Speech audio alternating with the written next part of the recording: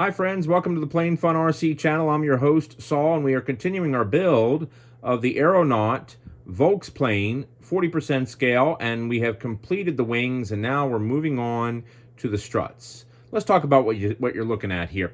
So the kit includes these 4 aluminum tubes, and these 4 aluminum tubes will be the struts. They also include these 8 pieces of dowel, and you can see we've got one piece temporarily inside one of the aluminum tubes. So let's talk about how everything is configured. So on the full size, you normally would have an airfoil shaped piece of tubing. We happen to have a piece here, and you can see how it's shaped with an airfoil pattern right here. Okay, you could use something like that. You just need to fabricate some kind of attachment to be able to attach it to the wing and the fuselage itself. And there is a manufacturer out of Germany that does make one. Anyway, with what we have here, let's talk about what we see here. So the dowels get inserted, one at each end, one here and then one here. And you can see, like I said, we've got one partially inserted. This one will get glued in place until it's nice and flush, and we'll let that glue cure. Once it's cured, we're going to be making some cuts and drilling holes into the actual ends of the strut, so we can attach it to the wing and the fuselage respectively. Now, I would recommend Gorilla Glue. These dowels are a little more narrow than the actual holes that are in the aluminum tubing. So it's probably a good idea to have some glue that will expand and fill up any empty spaces that are there. Don't forget, before you put your dowels in, to go ahead and wet them down, because we know that Gorilla Glue is activated with water. So let's get our dowels glued in place, and more to come. All right, friends, as we continue our update, I'm going to do a little quick segment called Here's Why You Don't. And for this example, here's why you don't use Gorilla Glue when putting in dowels in an aluminum tube. What happened is you can see down in there, let me zoom in a little bit, there's your dowel in the center. And when the Gorilla Glue expanded, instead of the dowel being nice and flush here on the end, it pushed the dowel all the way down, and it did that on all of the tubes. Not a big deal, though. We're just going to put another piece of dowel in that gap. We're going to epoxy this time, and that should take care of the problem. So that's it for the segment of Here's Why You Don't. More to come. All right, friends, as we continue our update with creating the struts, and with our What Not to Do series when creating struts, I made a major faux pas. So what we're looking at here is we have our 10mm struts and the 9mm. And let me explain. The way these struts should have been assembled was that I should have taken the 9mm tubing and insert it into the 10mm tubing, and then take the wood dowel pieces and insert them into the 9mm tubing. Well, I didn't do that. I put the dowels directly into the actual 10mm, which was wrong, so therefore it makes the 9mm null and void. So friendly tip, if you're building the plane, make sure to put your 9mm inside your 10mm, and then put your dowel pieces inside the 9mm tubing. So what we had to do, after scouring the internet, and you would think being able to find 10mm, 9mm aluminum tubing would be very easy. It's not. And if I had to order it from the manufacturer, I could be looking upwards of 4 to 6 weeks, which I do not have the time for, because this plane has to be ready for 2023. For the 2023 Joe Nall. So here's what we're going to do.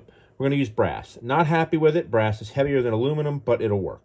So we've got here 11/32 brass round tube, and also we have 3/8 as well. So the 11/32 is going to go inside the 3/8, and then we're going to use 5/16 dowel, which will go inside the 11/32 tubing. And that is going to become our struts. Now, to hold these pieces in place, we're going to wind up using thread lock, permanent thread lock, these two here, and then, of course, we'll use epoxy to hold our dowel in place, and that should work. So we'll find out. All right, once again, let's go ahead and try creating our struts. More to come. All right, friends, as we continue our update, you can see our struts are assembled, and they just look fantastic. Let's shift our focus to the fuselage for a moment, and you can see we've got 4 points here where the struts are going to be attached. This is R5, and you can see we've got 2 points there. And then when we also look at R4 here on the front, you can see we also have 2 points there, here and then the one over here. Now, when we look behind R5, you can see we also have 2 blind nuts, one here, and then if we take a moment and look at the front of R4, you'll look back in there and you'll see a blind nut on the left, up there, right up there, and a blind nut on the right over there as well. Okay, so you got to make sure you put your blind nuts in for your struts. All right, let's go ahead and get our blind nuts mounted, and then we'll continue with mounting our struts. More to come. All right, friends, as we continue our update, we are moving on to the part of the build where we now need to go ahead and drill 4mm holes in each end of the strut. Now, we first need to mark off 12mm from the end of the strut. So we have our trusty ruler here, as you can see. And we're going to go ahead, mark off 12mm very carefully with a nice little Sharpie.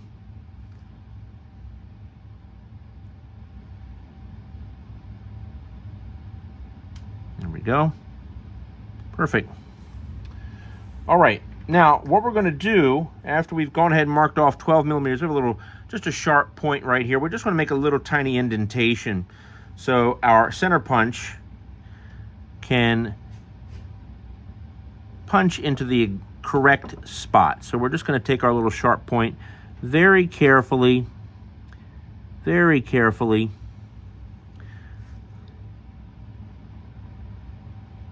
and just make a tiny indentation at that 12mm mark, which is right there.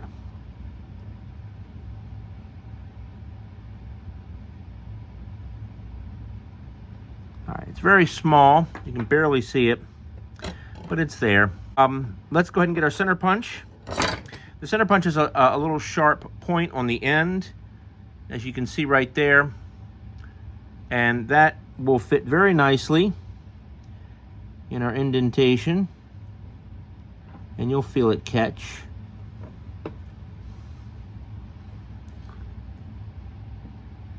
There it is.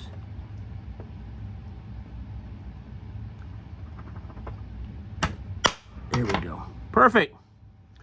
And there's our little indentation. And we're going to double check our measurement.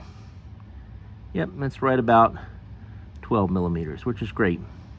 All right, let's go ahead and do the other side.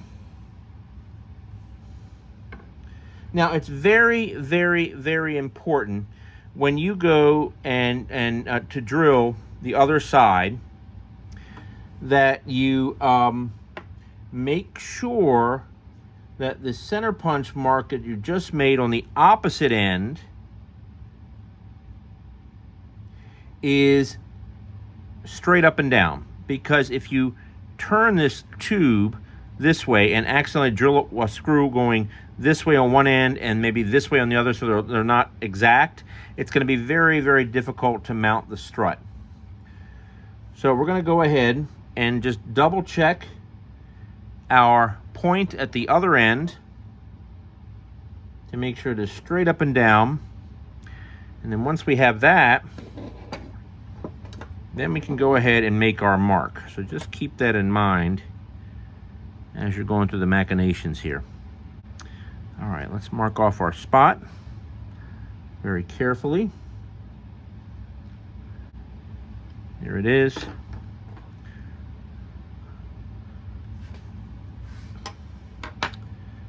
And let's take our sharp point, make a little tiny indentation,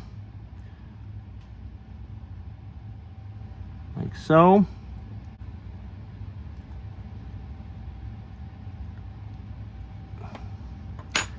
And now let's grab our center punch and punch away. Once again, double check the hole at the other end. Make sure you're perpendicular.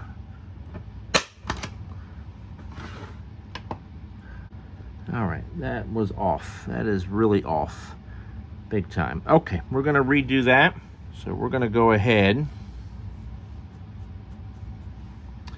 and do another punch because it is very off.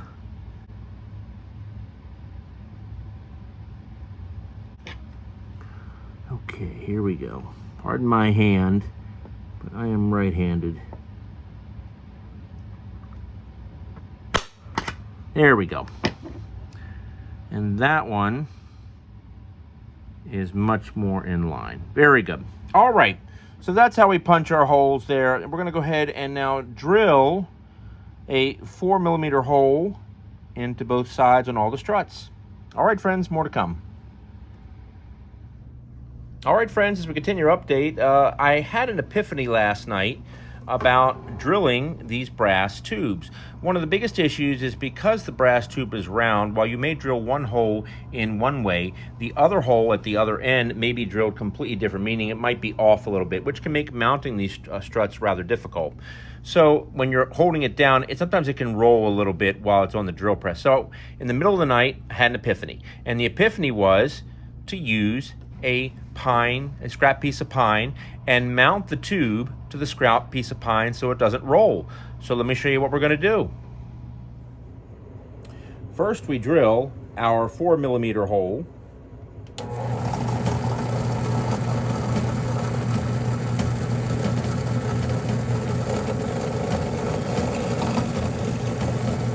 Then we tap our 4mm hole with a 4mm tap.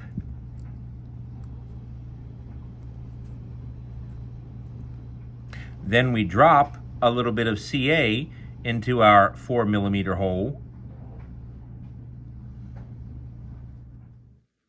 And now we can mount our brass tubing to our piece of wood using a 4mm socket head.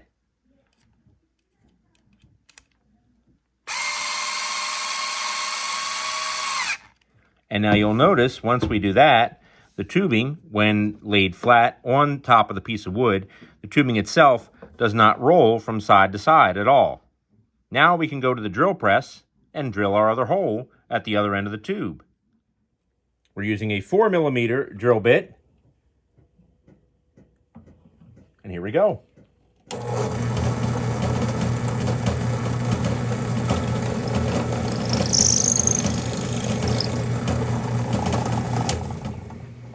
And now we have a perfect hole. All right, friends, as we continue our update, you can see that we've got 3 of our 4 struts attached. And we're going to walk you through now the best steps to take when attaching the struts. One of the first things you need to do is to make sure that the wing is at 2.5 degrees. And you can see we've got a bar-style office chair here on the left, and a trash can with some pillows and other things on the right, keeping the wings elevated. So the way you're going to measure the 2.5 degree elevation is if you have an incidence meter, just take that, put that on the spar, and you'll see it's roughly right about 2.5 degrees, which is where it needs to sit. Once you have that set, then we can go ahead and begin the process of attaching the struts. Now you'll see here that the struts that they provide are longer than what they need to be, and that's okay, because there's going to be a variation in the length that's needed in order to maintain the proper 2.5 degrees of dihedral that are needed in each wing half. So one of the first things you're going to do is you're going to need to attach the strut to the formers here, and you can see we have them attached already on the ones that are finished, but this is the one we're going to work on, the very last one.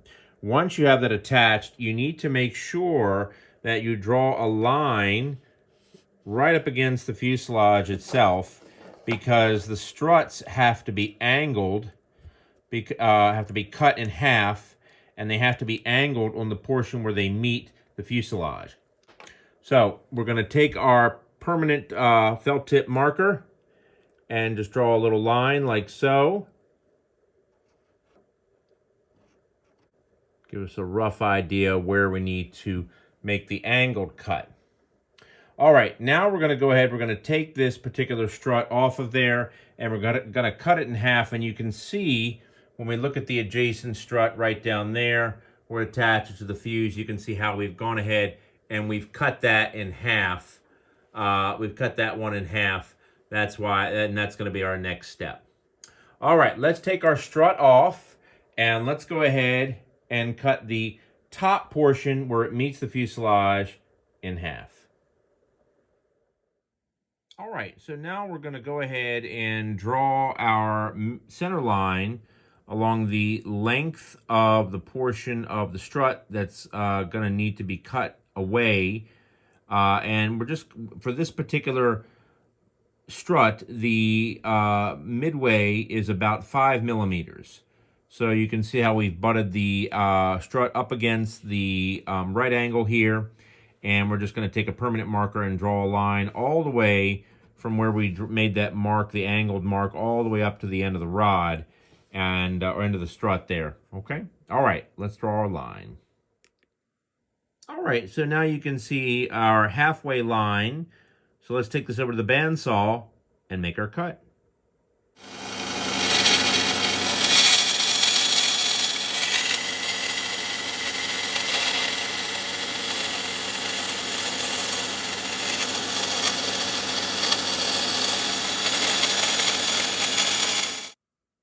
And now you can see we have our half cut.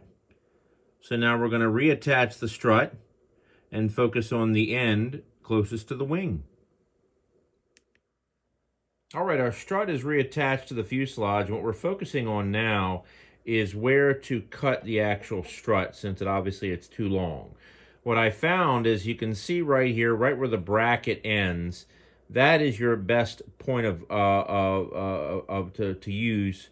point of reference to use to cut the actual bracket itself. So we're just going to take our permanent marker here, and we're just going to very carefully make a little cut, or a little mark here, right roughly about where the bracket ends. And keep in mind, we can always, if it's too long, that's okay, because we can always take it off, but we can't put it back on. So just keep that in mind. So we're going to make our cut. We're going to check to make sure it's the proper length. And then once that's the case, then we're actually going to go ahead and sand the bottom portion down. So that way the strut will be in line with the hole in the bracket.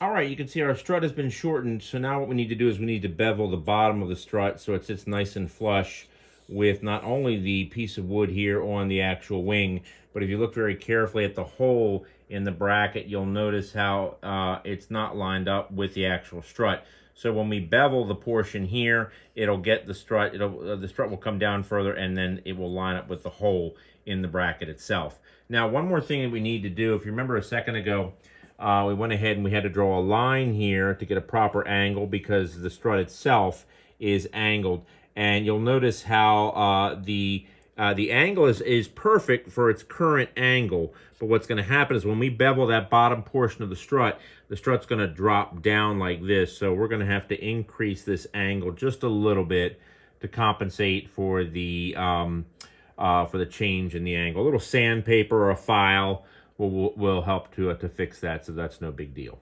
All right, let's make our cuts. All right, friends, you can see we went ahead and we beveled our strut, and it looks great.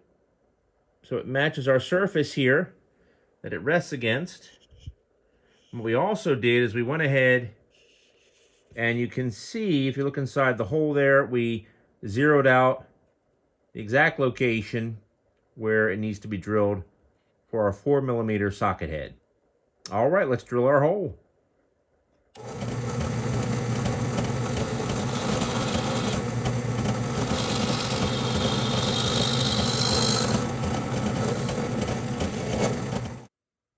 All right, friends, our strut is in place, and it just looks fantastic. And it turned out we really didn't need to angle this portion here any further than what we already did, so it's just perfect. All right, the struts are done. They all look really, really good. Very happy with it. Very happy with it. Can't ask for anything better. We're going to shift our focus now to covering the plane and getting our motor mounted. And more to come.